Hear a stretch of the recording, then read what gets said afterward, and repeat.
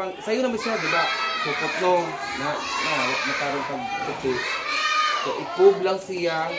So, kasi yung ganang itsura, kung basta nakakub lang siya, inyo na po ikub ang pilo.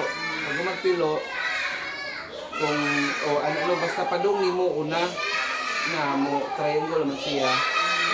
Pag mag-triangle, inyo na po isugat. Isugat. Parang tumoy, no? Pero ipatikin din tumoy. Na sa mga braso. Inyo na po pilon, padung na po mo na imo rai tago.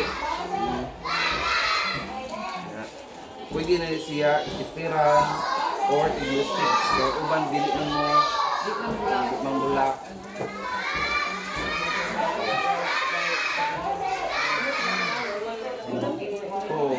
Pwede ta kung kinsa ang pugihan i-contest na mo para-advise dito sa December. Pwede mo magporma o Christmas tree, star, bag, di pang Christmas tree ba? O pang Christmas na lang ang porma. Kaya ang bag, lahit na lang, ka na lang siguro.